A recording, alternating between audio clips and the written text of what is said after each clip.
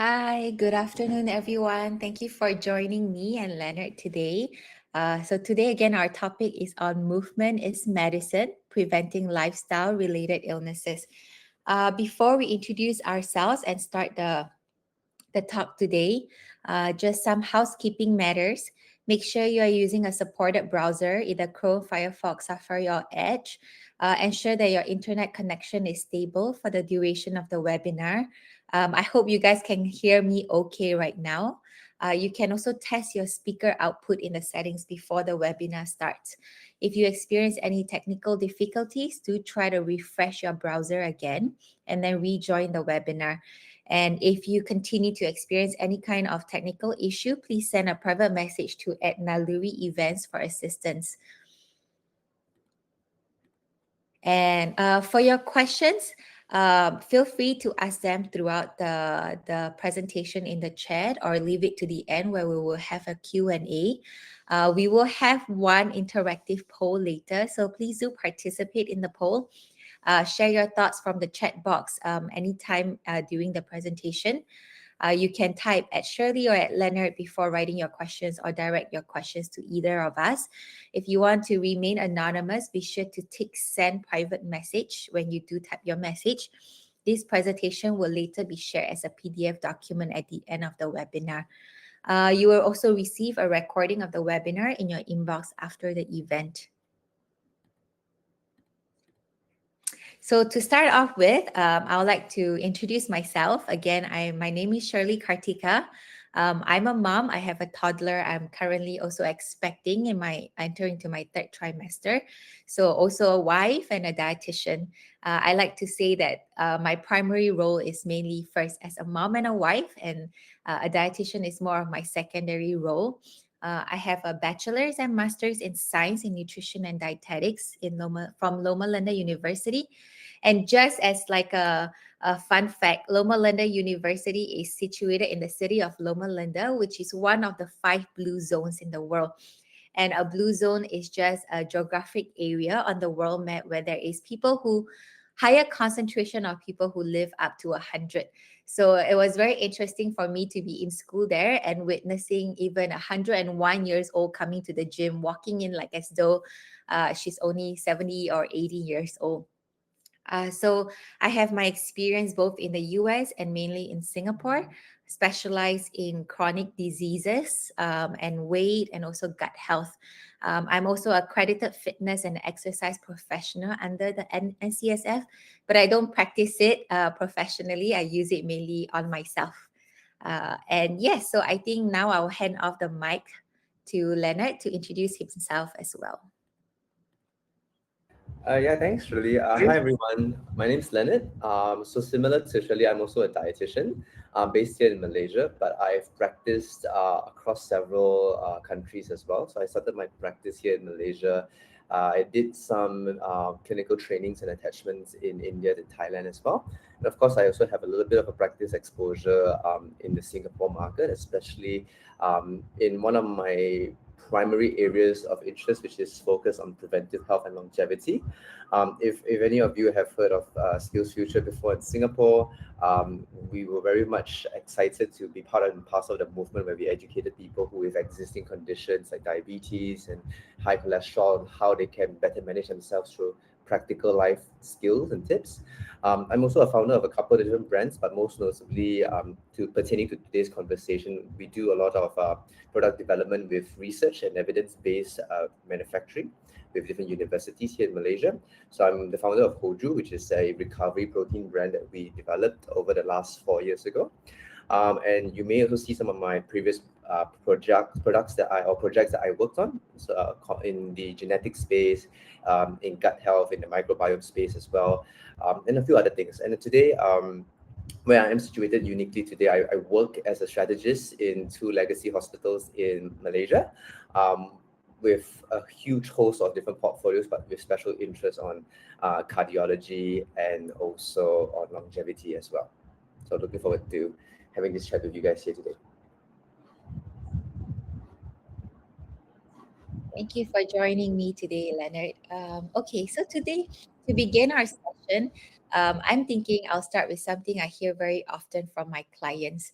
A lot of them will often tell me, I know how to exercise, but I just haven't gotten started yet, or I couldn't find the time to start, or I don't think I can commit to exercising 3 times a week, so I'm not mentally ready to start. And I always find that interesting because it shows how many of us think of movement as something we only do when we are ready or when something is already wrong. But in reality, movement doesn't work like that. Um, we will talk a little bit more about that. But before we go on, I would like to show a video that I found inspiring myself. And maybe can you play the video for me, Divya? Days 3 times a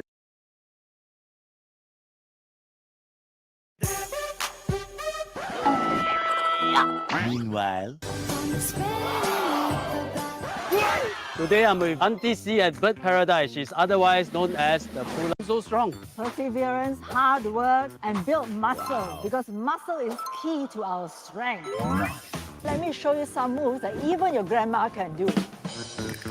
My exercise day is 3 times a week. Also, you don't do every day. It depends by off day. It's what we call active recovery day. You can do this push-up exercise at home or anywhere in the park, and this will strengthen your arms, your shoulders, and your back. And if you want the easy version, you can just do shoulder pads. How long a process before you can do a pull-up? Oh, 4 years. Another simple exercise you can do at home is planking. So long as you have a floor, you can do this. And you can go on like this for a couple of minutes. Excellent for the core.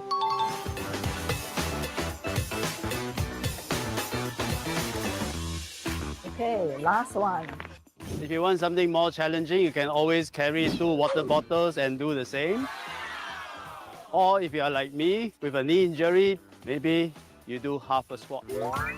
No matter what age you are, it's never too late to start doing weights training and build your muscles. I fully agree. I'm 80 years old today, and I have been doing strength training for the past 8 years.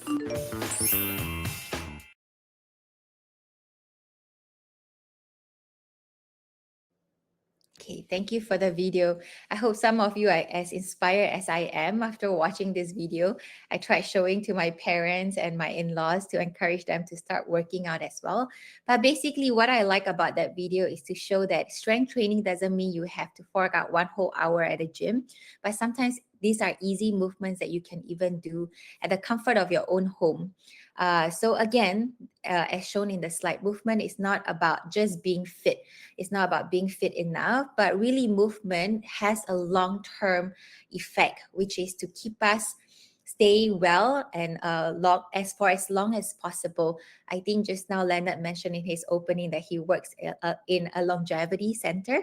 And the term longevity sounds sometimes a bit more marketing, but right now there's more and more science to back that up, to live a long life, but not just to live a long life, but really to live a long and healthy life.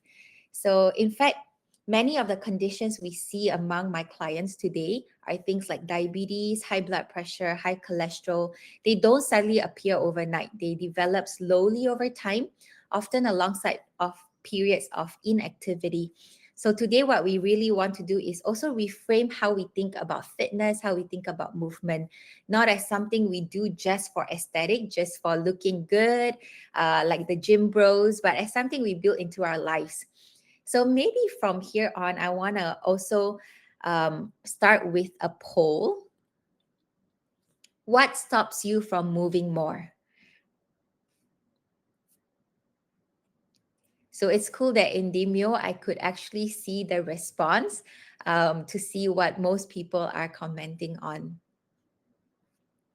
Okay, so I have quite a lot of answers. Most people say that they are too tired, no time, don't know where to start, I don't enjoy exercise, and the last one is health concerns or pain. And hopefully these are things that we can sort of go through in our talk a little bit more today, but if not, feel free to reach out to us at the Q&A at the end or ask questions throughout the presentation. So at this point, I'm seeing that most of the answers are too tired, and I totally can I can recognize that, and I can also understand that, especially when you are working 9 to 6, especially if you have a family like myself. I will talk a little bit more about my experience and how I include activity in my daily life as someone who has a full-time job, a mom of a toddler, and currently pregnant as well. So I feel like these are things that we most commonly experience: too tired and no time. But there is a way that we can incorporate movement in our daily living that doesn't feel too much or doesn't take too much time. So some answers are still coming in, but too tired is still almost 50% of the votes. So I think that's generally most of us. And right now, maybe what I want to hear also is to hear from Leonard himself. Do you see this in your practice where people only exercise after they have been diagnosed with a life-changing diagnosis? And what do you think is the actual role of exercise in preventing or managing certain diseases? Yeah, sorry. Thanks for the question, Sherllie. And I think to kind of like elucidate to everybody on the call, right? So today I'm quite excited to have this chit chat with Sherllie, and hopefully this really benefits everyone listening in as well. We'll try to get as much information across during our conversation, but I think as Sherllie has already alluded, if there are questions unique to you, please feel free to ask them in the Q&A. Think of it as a personalized consultation, if you will, right? So to the question of like, do I see people only trying to do an exercise after a life-changing diagnosis? That's the traditional case, right? So whether it's in a heart failure or heart disease, or whether it's a immobility, suddenly falling onto somebody, for example, unfortunately, most people will only want to make that big change after they see something tangible. So oftentimes, at least in my practice in the past, you will get people only wanting to lose weight when they are at, full-blown diabetes. They've got maybe a really blocked artery, for example. And unfortunately, we need to change that, right? I think, and that's why we're having this conversation today. The encouragement that we want to put forward is the fact that if you actually make changes consciously from as early as in your 20s, that benefit compounds throughout the years, and then you see that real improvement in quality of life in your later. It's not just from escaping diseases, but making sure that you can have a good quality of life as you live longer as well. And if you talk about the role of exercise then, right, and you can break it down into a few components. I think the most vulnerable people are the disease, the elderly, and even for female populations as well. So very quickly, if you think about the disease population, right, when it's regarding to high blood pressure, cholesterol, diabetes, for example, we know exercise benefits that tremendously, even in small amounts, right? So, for example, I'm sure everybody on the call knows somebody with a history of diabetes or high blood sugars, for example. What we do know is, from a purely physiological standpoint, if you do simple exercises, even as simple as walking 30 minutes a day, for example, which is a combination of you, parking a little bit further, going to the office and things like that, you actually see better glycemic or sugar control in those populations as well. If you're consistent with that sort of mobility and movement, you see improvements in cholesterol management as well. But if you go further to the elderly population, right, it's no longer just about preventing heart diseases. It's also about mobility. It's also about making sure that as you age, you have the ability to travel with your kids, with your grandkids, and things like that. For the female population, from the age of 30 onwards, your bone mineral density starts becoming at risk. You start decreasing the density over the years. And exercise is a core component behind it, because it puts the correct stress for your body to maintain that bone mineral density as well as your muscle mass. And what this means in totality is that exercise prevents diseases. It reduces a lot of risk factors for a lot of cardiovascular events. For example, it helps with sarcopenia, which is age-related muscle loss. And for just general health, especially for women, for example, it protects you and it insures you in a way as you age progressively as well. Thank you, Leonard, for that. And yes, I think it's true that the exercises isn't just shouldn't be something that you do just because you got diagnosed with something, but should be something that we do throughout our lifestyle, throughout our lifetime. I feel like in my practice, I see a lot of people who often feel like exercises could be too much for them because they have to fork out 1 whole hour. But actually, like what you say, it should be something that we can manage throughout our days. For example, if we see the importance of having like a good set of teeth, then we would brush our teeth every day. If we see the importance of good hygiene, we would shower every day. But that is where I feel like there is a lack. We don't see the importance of exercise and how it can benefit our health in the long run as well. And sometimes the effect is not something that is directly seen, right? Because chronic disease take a long time to build up. So as you exercise, you are slowing down the prevention of chronic disease. So, actually, when we come to this topic of exercise helping to manage chronic disease, some of the major chronic disease that I see in my own practice is type 2 diabetes and also heart diseases. So, I like that. I always tell my clients, I can help you with the diet and you can see a lot of improvements in terms of diet. But sometimes diet takes a while. But exercise, when combined with diet, the effect that we can see in the improvements in HbA1c or even LDL cholesterol can be a lot more impactful. What do you think about that? No, absolutely right. And maybe it's just a question to you, Shirley, and just to draw from your experience a little bit, and for the people understanding, right? How have Mhm. you how easy is it for us to understand how exercise actually helps manage these diseases? You specifically cited type 2 diabetes and cholesterol. What should people really understand how exercise plays a key role in those two management? Right. So I always tell my clients exercise helps manage type 2 diabetes in ways that we don't actually realize. So when we think of exercise, we just think of muscles and we think of muscles growing bigger. But when we move our body, the muscle starts using up sugar or glucose from the bloodstream as energy. So in a way, movements help to process the glucose that we eat from food and process this excess sugar out in our blood. So over time, regular exercise helps the body respond also better to insulin. And if you think of insulin, I explain this to diabetes patients a lot too. Insulin is like a key that opens the doors of the cells. So when there is insulin and insulin is effective, the doors of the cells open and glucose moves from the blood into the cells, and then the cells convert this glucose into energy. So, in a sense, exercise actually helps the body to listen better to insulin. And that's why movement is not just about weight loss itself or just burning calories and building muscles. It actually helps the body to manage blood sugar more effectively. And again, this, like you said, Leonard, it doesn't apply to just intense workouts. Even simple things like walking for 10 minutes after a meal or doing some strength exercises regularly, like what we see in the video, those that you can do at home, can make a meaningful difference over time.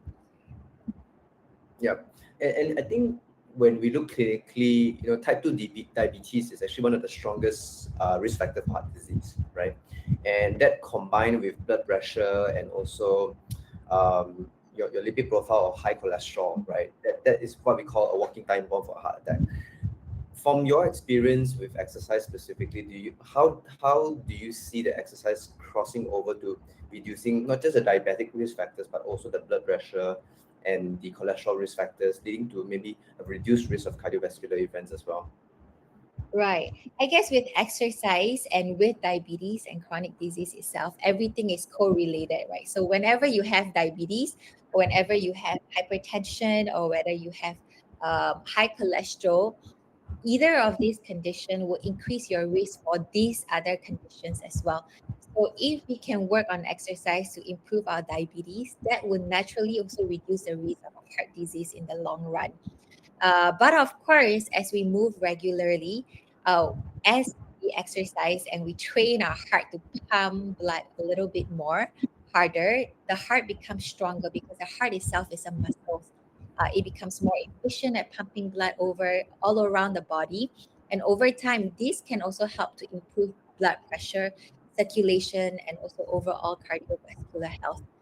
It also helps to improve cholesterol because what it does is it actually increases your good HDL. And as we know, the good HDL, why we want it at a higher value, because it helps to lower the risk of unhealthy fat buildup in the blood vessel. And of course, on top of that, which I think is a big topic, is hard to cover in depth today, but it also exercise also helps to reduce inflammation, supports not only glucose control, it helps to reduce inflammation that is involved in chronic diseases. So again, movement is not, I feel like I'm repeating myself a lot, but movement is not just about fitness or appearance. It actually not only helps to improve blood glucose, it also helps to protect the heart and blood vessels over the long term.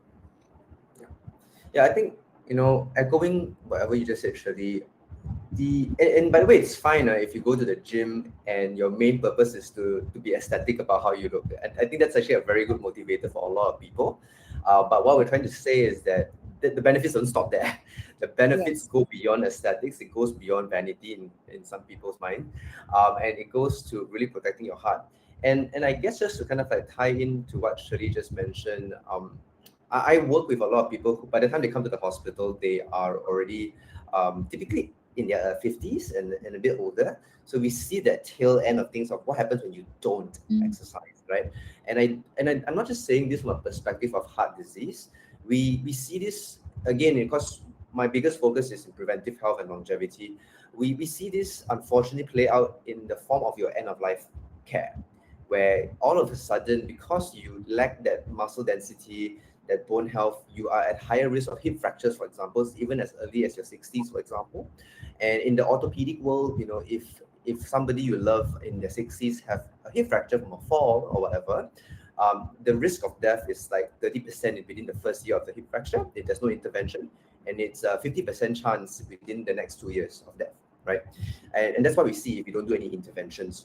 But the unique thing is, for not just people listening in today, if you have families, if you have parents, you have elders, right? The beautiful thing is it's never too late.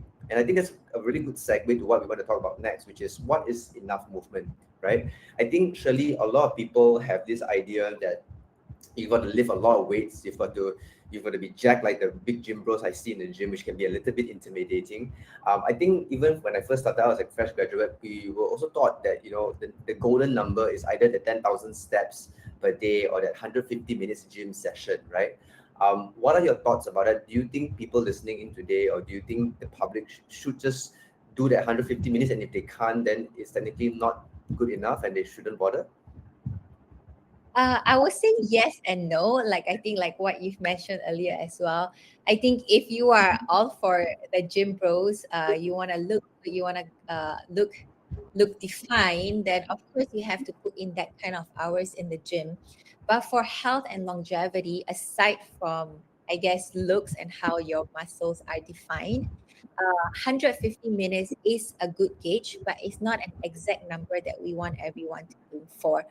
Um, it also depends on the stages of your life where you are starting. If you're already someone who is actively, let's say, running maybe 120 minutes a day, 150 minutes is not too much. But if you're someone who's not even doing like any form of exercise throughout the week, then of course 150 minutes might be too much to start. And maybe if you push yourself to get 150 minutes the first week, you might not do it again the second week because you might feel all the pains and all the negative part of exercise instead of all the positive benefits that we want you to experience to motivate you to keep going. Yeah. Yeah. So 150 minutes, I don't think is the number that everyone should hit. Yeah. Funnily enough, just last week I was at the emergency department doing my center work rounds and things like that. And you actually find patients coming in because they over exercise when they got so inspired Oh, to exercise.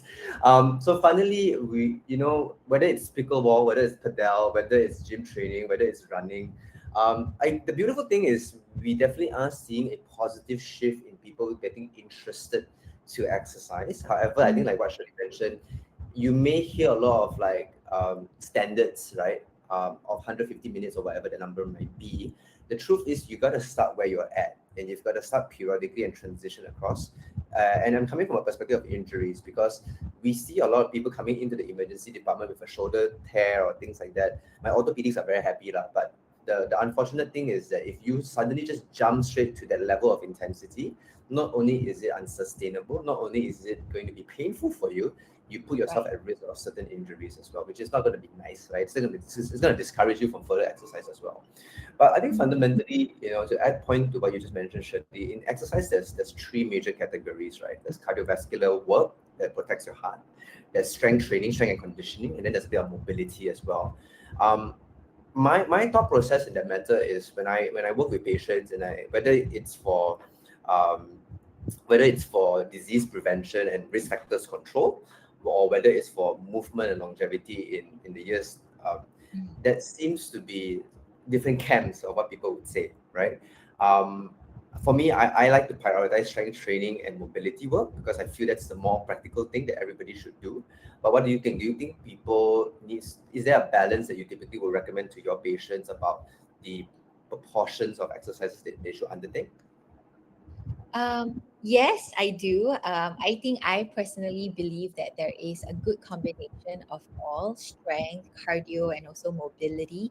I think of mobility. Maybe this is something you can correct me as well. I don't have a good idea of what mobility training would look like. But in my case, mobility is just meaning that I have to learn how to stretch after exercise. Pilates is a good flexibility training as well for me, but I often recommend people to at least have some form of cardio or strength. But I do notice that among people who I work with, cardio seems to be something that is easier to achieve. But strength, there is just some form of inertia from getting into strength training, especially for elderlies, because there is a notion or some form of concept that strength training has to be done at a gym with heavy weights and dumbbells, and they are mainly for younger adults, but there isn't the need for elderlies like seniors.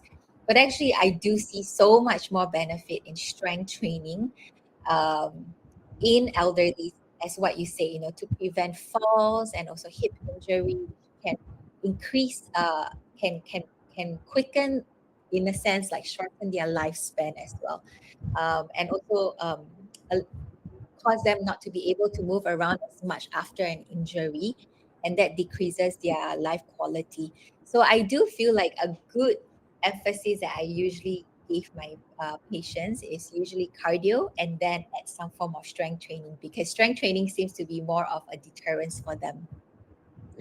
Yeah. So for me, it really depends on where you guys are starting from, right? I think some people in the post said they do not know where to start, and the short answer is really start whatever you can do. If that means walking in the park is more easy for you, then go ahead. If that means having access to the gym and getting weights, a good starting point is it doesn't really matter, right? It's as long as you start. But the funny thing that I want to kind of like segue, you mentioned about the gym bros, and just before that, right?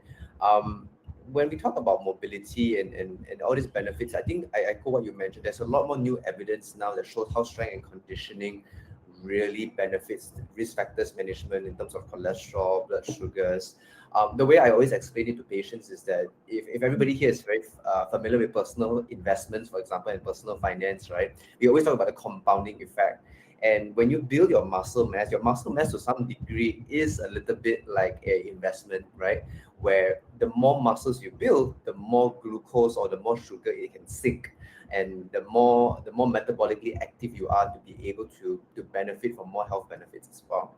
And mobility wise, it's flexibility, as you've mentioned, and I think where it's interestingly more beneficial. And again, I'm coming back to the elderly, but as we are, as a nation, as a region in this part of the world, we are seeing a shift to the aging population, right? You have to remember that as you age, if you don't take care of health, you not just experience muscle loss. I was working with an ophthalmologist recently as well. I mean, he was also discussing to me about how your lens, your eyes actually starts becoming blurred gradually without you even noticing as you age. And when you compare movements between somebody in their 30s, the same person in their 60s, just because of vision, even though their muscle mass is the same, they have less confidence to move. They have less ability to really navigate the world around them. And so one thing about that's unique about mobility that is just beyond what we see in the Pilates gyms is the fact that you also want to learn how to be able to stand up independently, how to move and reach out to the shelves independently as well, and how to navigate around your world, because that's one of the biggest concerns where people can't walk properly and they start being very conservative and they make themselves very sedentary. They only sit only. They then lose their muscle mass, and when they try again to move about, that's when the fall risk and things all come together as well. But I want to kind of like jump to the next bit a little bit, which is the fact that we talk about exercise and circling back to the 150 minutes again, right? I don't think a lot of people know this concept that you can actually exercise but still be sedentary. How would you explain this to the listeners today, Sherllie? So I guess what this means also is that you can be someone who goes to the gym, let's say for 150 minutes a day, but throughout apart from the 150 minutes, all the other of the times you are sedentary, meaning that you are constantly sitting down at your desk from 9 to 8 and you only get up during lunchtime, or even someone who is active in doing household chores. They can be doing all these household chores and they are active in doing cleaning, buying groceries, but throughout the time, apart from the cleaning and also the grocery shopping, there isn't more movement beyond that. And that is where I feel like we need to progress beyond just what we're doing day to day to more incorporating movement throughout the day as well. I like what you said earlier about sustainability, and that's something that we want to focus on, right? When we start a new habit and exercise, whether it's diet or exercise, we want it to be sustainable. It's not something that we should just be able to do for 1 week or 2 weeks, but something that we can do for a lifetime and possibly even incrementally, because that's where the compounding interest comes from, right? We want to be able to keep up with it and not only keep up, but perhaps even increase slightly day after day or week after week or months after months. That from the poll just now, we learned that time and also just tiredness is one of the key things. And I'm going to put you on the spot a little bit, Shirley, because I've got a very big respect for people who have family, who have children, a full-time job, right? How do you find the time and how do you find the energy rather to manage those life scenarios and still exercise at the end of the day? Because oftentimes you hear a lot of motivational speakers saying it's just in your mind, but I believe after working with so many patients and seeing patients' lifestyles, I know circumstantially that's not always the case. But how do you do it? Right. I have to say that I've been quite active since I was younger. So when I was in high school or secondary school and also JC, junior college and university, I'm always a part of a team sport. So I'm either playing netball or I'm playing basketball or I'm playing frisbee. I do marathon running as well when I was in junior college. So I've always been quite an active person myself. And I know this might sound a little bit more like you are just who you are. You happen to like sports. I know some people voted earlier that they don't enjoy exercise, but I happen to be someone who enjoy doing sports. But of course, as I go along in my life stages, things change. Right. I actually hate running, so I don't know why I joined a marathon. But I used to run because I'm motivated to play the sports well. But if you ask me just to run for the sake of running, I actually don't really enjoy that myself. So eventually, as I become a mom, that's where I'm very limited. I can't be out there playing sports for an hour or two. Most of my friends who used to play sports with me are also moms or are parents right now. So time is more limited. It's harder to find a time that works for all families. So what I find myself doing is I have to adjust my expectation and also adjust my schedule in how I incorporate movement. So for now, what I do is I rely on YouTube a lot. I will do exercises at home after I put my baby to sleep. Then I don't have to I don't have to put a nice outfit. I don't have to walk to the gym. I don't have to drive to the gym. I just go to the room where my set of dumbbells is, do my exercises with a set of dumbbells or two set of dumbbells, and that's mainly majority of my exercises now. 20% of that it's maybe playing sports on a weekend while I bring my baby to the park and have someone watch the baby. But I feel like that's where I'm saying that we want to incorporate movement that can be sustainable for us, that can work for our time schedule. And sometimes even 10 or 15 minutes of workout is actually a lot more. We don't have to feel like we need to have a whole hour to do a good workout. But I also wanted to hear from you because I know of your background. I came from a history of where I enjoy doing sports. But I guess for yourself, Leonard, I do know that you only got into sports perhaps in the past 10 years. You can clarify that as well. Um, yeah, so like when I was, oh no, can you hear me? I can hear you, but I don't see you. Yeah, I don't know where I went. I don't know where I went. Coming back. 1 second.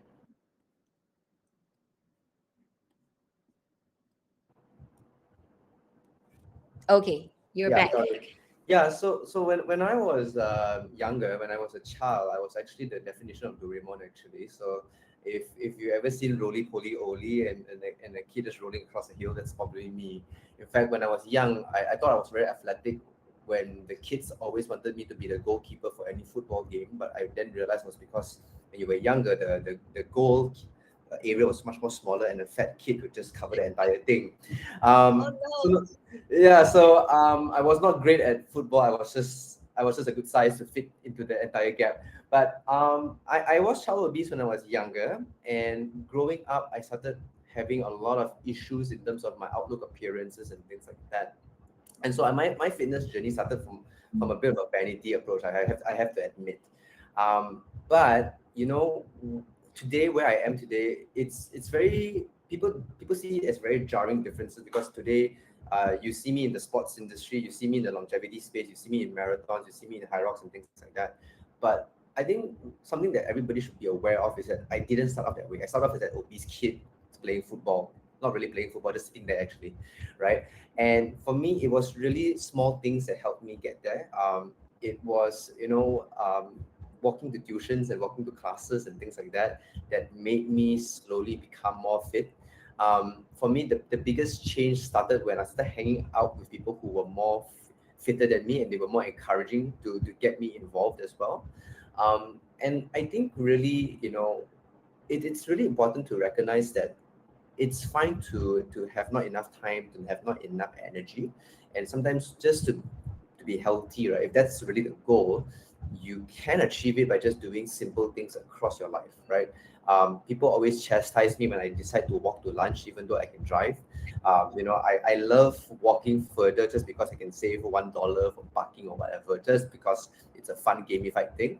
But of course, manage your expectations. If you're expecting a six-pack abs, right, then obviously the amount of work that you need will be very, very different, right? You will have to put in the miles, you will have to put in the hours behind that.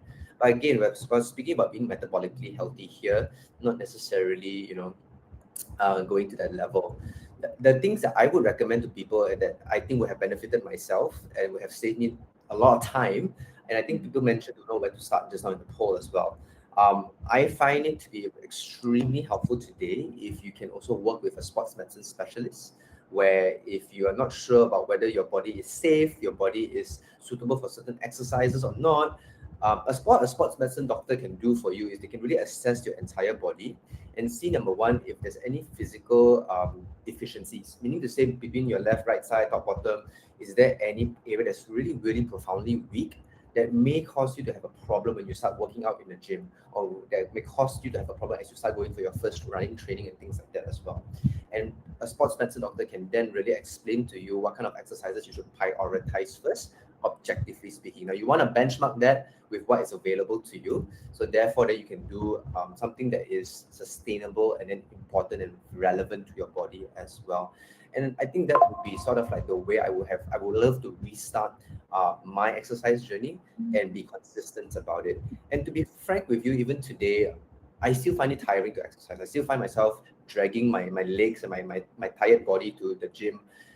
I won't lie, part of me, what I've done is I've weaved it together with my job. So oftentimes these days, what I'll do is it's networking in the gym or networking in the run, where a lot of the people that I fortunately or not do business or do work with also partakes in those sports, right? And that's where I kind of weave it into my lifestyle itself. So I think finding ways to amalgamate it into your lifestyle is really the key thing to get started. And then the beautiful thing is, as you get started, your body builds a new threshold. Your body adapts to it, and then you can slowly, progressively load it further and further and further and further as well, right? Yeah. So that's how I would sort of like get into exercise these days. Right. And I hear a lot from you that you're inwardly also motivated.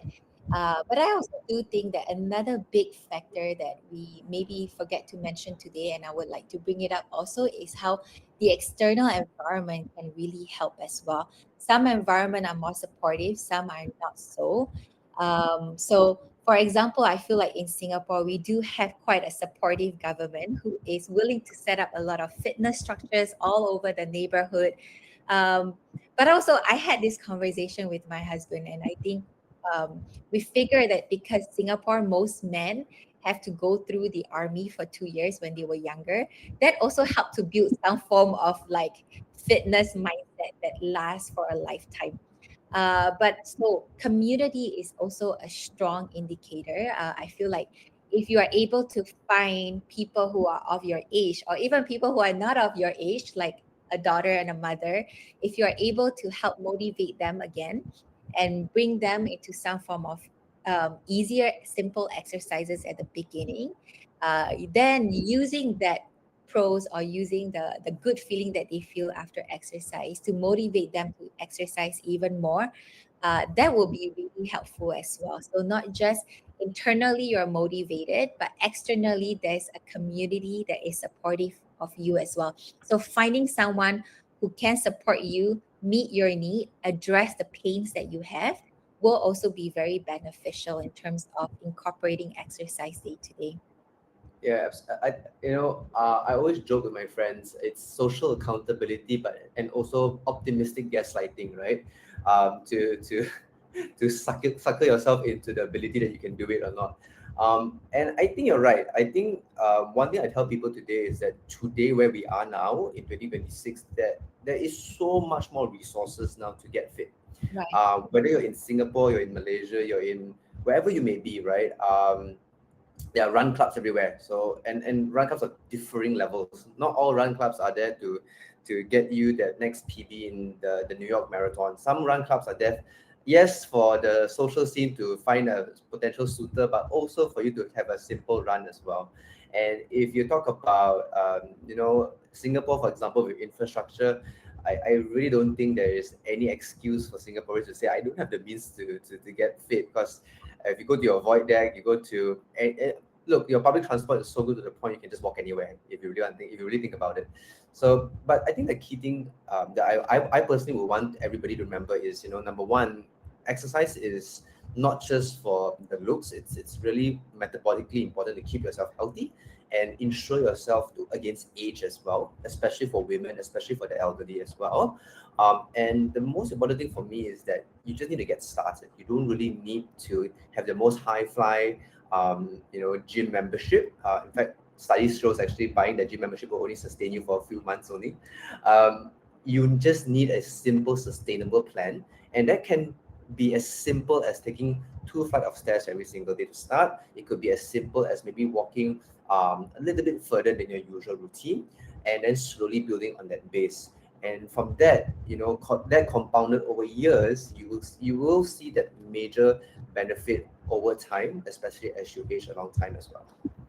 Right. And just to reiterate what you say as well. Firstly, we want to ensure that exercise is not just for you to look fit and good, but exercise is really there to help reduce and prevent the risk of any kind of chronic diseases. And for elderlies, it also helps to prevent falls and injuries. I had a chat with someone from my church who is already 74 years old, and she's just starting to go into the gym, and I asked her, what motivated you to start going to the gym? And she said, well, because I realized one day I needed a lot of support to get out of my chair. I'm not at the age where I need support to get out of my chair, but because of how pregnant I am now, sometimes I do need the support. But that should motivate us to really to realize, to also understand that even though we are in our 70s, we shouldn't be struggling with these day-to-day activities. And there is a way to stop us from struggling to do these day-to-day activities. A fun fact that I learned from a documentary that I watched is, again, it's about the Blue Zone. It's on Netflix, Live to 100, The Secrets of the Blue Zone.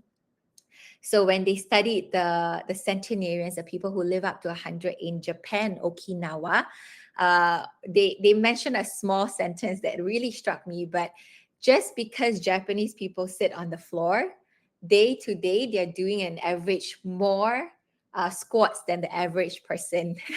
That was quite interesting. Just because they are sitting on the floor as a practice, it's true that they need the muscles to support them to stand up from sitting down on the floor. So again, the best movement plan is the one that you can still do on your busiest week, as Leonard said. It doesn't have to be a whole hour at the gym.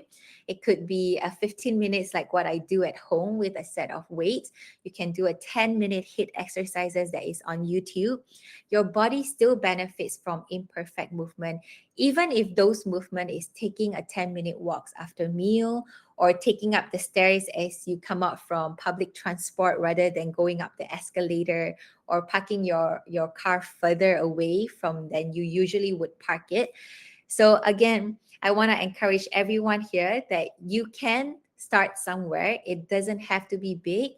Small movement does matter, and that it can bring about the most benefit in the long run as well. Leonard, at this point of time, I don't know if there's anything that you would like to add before we end for Q&A as well.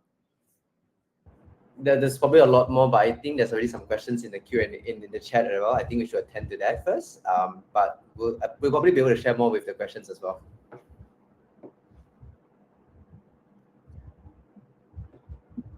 So with the questions, going through the chat. So one of them say go around with the kids. That's perfect, but maybe for a 2-year-old, not so much. And I don't know. I have a nephew who is 4-year-old and he's a boy, but my 3.5-year-old is a girl. And my 4-year-old nephew would climb up 20 flights of stairs with his mom, or go for like a 3 km jog. But my toddler would not. My toddler would just want me to carry her all the time. So I definitely need that extra strength training to be able to carry her. I saw one Yeah, question, one statement on the fact that you need to negotiate yourself to exercise mentally, right? And I think many people also echoed the same thing about how to get ready to the gym and how to psych yourself up for exercise. I think a very simple rule of thumb is, number one, prepare in advance. So if you open my car, you will always find 2 sets of workout wear. Not because I plan to work out, but just so that it's always there, right? And I think similarly, some of my friends, some of my patients also, they go to sleep in their workout wear. So they work out and they're like, crap, here we go. I do that too. Yes, that's definitely helpful. I know on days where I do want to get a workout in the morning before my toddler wake up, the only way is if I sleep in my exercise wear, I wear my socks, and the next morning I just have to wake up and put on my shoes. Yeah, I think Correct. some of the responses are in Bahasa, so I might need your help, Leonard. I don't know, you do BM? Yeah, I do. So malam sesuai ke masa untuk exercise. So whether is it fine to exercise at night? The best time to exercise is the one that you can exercise at. It's a short answer. I think there's really no point going into the nitty-gritty of studying whether based on a certain time of the day, whether it's working out in the morning or working out at night is better for you. To be honest with you, from a population health standpoint, the time that you can exercise is the best time for you. That's really the short answer. You don't need to specifically find that golden hour, in my opinion. In fact, for most of the time, for me, for that matter, exercise is whenever I can catch it. So whether that's like a quick half an hour where I sneak away in the hospital to go to the physio room and then do the workouts based on the treadmills there, or whether it's at night at 9 p.m. doing a quick run, the one that you can exercise is going to be the best for you. So there really isn't no one particular time. So I think there are some other questions coming in. I want to continue Yes. encouraging people to keep asking your questions, right? I guess let me just open this first question to both of us, Sherllie. What are our views on taking supplements as an additional source of nutrition to support the body alongside regular exercise and a balanced diet? What are your thoughts about this, Sherllie, in terms of supplements to support the body? Yeah. I do generally rely mostly on food. I'm not a person who takes a lot of supplement. But also because the exercises that I'm doing are not intense enough for me to require a protein supplement or a creatine supplement. But I do see that there is benefit in those depending on where you are in your exercise journey. But for myself, I tend to rely mostly on food. And because I know I can get enough of those nutrients from food itself based on the exercises that I do. But maybe, Leonard, you can answer this a little bit more in depth in terms of supplements as well. No, I think it's the same, right? Because like a lot of us, and bear in mind when we think about supplements, a lot of people feel like supplements are this very nice cheat code that we can take so that we don't have to do as hard exercise as we ought to do and things like that. Unfortunately, in terms of supplements, it's not a silver bullet. Number one, it's there to just help your body a little bit further. So the short answer is it only makes sense if your body is experiencing certain nutrient deficiencies or shortages from your natural diet. So for example, if let's say you're training for a massive event, whether it's a marathon or whether it's a high rocks event or whether it's a particular 10-day hike in Annapurna or whatever, right? In those contexts where you're working out multiple times a day, then yeah, you probably need some form of supplements. But for the mass majority of us, you just need a really good diet baseline. And if let's say upon doing your health screening, you realize that maybe your iron levels are low, for example, and you find it very difficult to increase your natural iron containing foods in your diet, then maybe supplements would make sense. For most of us, we probably don't really need to prioritize supplements. We've got to probably prioritize a healthier diet first and foremost, and with proper medical guidance, then maybe a supplement can come in. But it should never be the first line of solutions. I agree. And another question that I thought was pretty interesting is what are your opinions on people getting in shape to impress someone? It's very good. Uh, I It's think very that's a good. good motivation. That's a great motivation. It's But of course, positive. Mhm. Sorry, it's positive toxicity. It's good to get you started, but ultimately I hope once you impress that said individual, both of you are continuously exercising till the sunset. Yes, and hopefully by the time you start exercising, even if that someone was not as impressed as you thought it will be impressed, you can still continue experiencing the benefit of exercise, and that will motivate you enough to keep that up for the rest of your life. But yeah, another question: is there anything that you would recommend if I exercise, eat enough, and sleep, but still waking up tired? I feel like this is how I feel sometimes too. What do you think, Leonard? I think it's very important for everybody to recognize that as where we are today in 2026 with this whole work culture that we have across the region, right?